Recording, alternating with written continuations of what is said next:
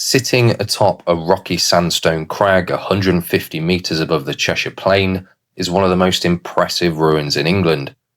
For 4 millennia, this summit has been a seat of power. It has seen the rituals of Bronze Age tribes, the rise of medieval kings, and a brutal months-long civil war siege that left its garrison eating their own pets just to survive.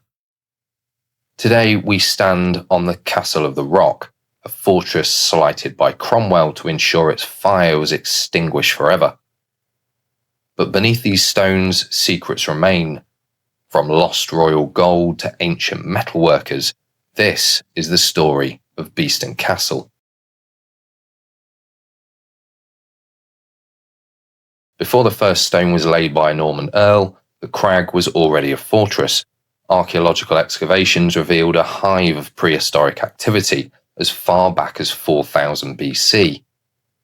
Late Bronze Age settlers fortified this hilltop with timber palisades and earthworks, now buried beneath the curtain walls that you see today.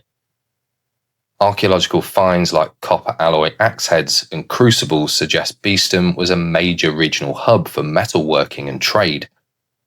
In the early Iron Age, its defences were strengthened, and by the late Iron Age it had evolved into a massive hill fort, likely the largest in what would become Cheshire. When you walk the outer ward today, you aren't just walking a medieval castle, you're walking in the footprints of 9 prehistoric roundhouses that stood here thousands of years before the first knight arrived.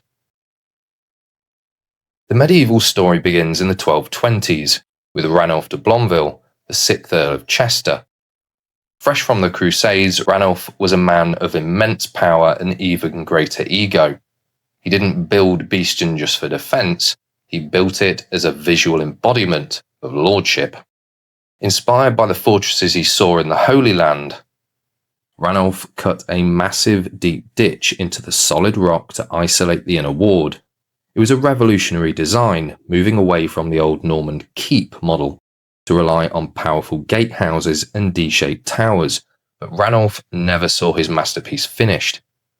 He died in 1232, and by 1237 King Henry III seized the castle, bringing it into royal hands for the next 3 centuries. Every great castle has a legend, and Beeston's is worth a fortune. In 1399, King Richard II was said to have hidden a vast treasure, 100,000 marks in gold coin, somewhere on these grounds before he sailed to Ireland. So where's the primary suspect? The castle well in the inner ward. It is one of the deepest in England, recorded in 1794 to plunge 146 metres straight into the rock. Those centuries of treasure hunters and even modern electronic probes have searched for the hoard, it has never been found. Is the gold still there, hidden in a side passage, or did Henry IV recover it long ago? The mystery remains part of the rock itself. By the 16th century, Beeston was considered ruinous and obsolete, but the English Civil War dragged it back into the fire. In 1643, parliamentary forces seized it. Then came the daring night raid. In the dead of night on the 13th of December 1643, Royalist captain Thomas Sandford and just 8 men scaled the sheer northern face of the crag. They surprised the garrison and took the inner ward, forcing a surrender. The parliamentary commander was later shot for his failure to hold the Impregnable rock. But the tables turned. From November 1644, Parliament blockaded the castle. Cut off from the world, the royalist garrison was reduced to eating cats.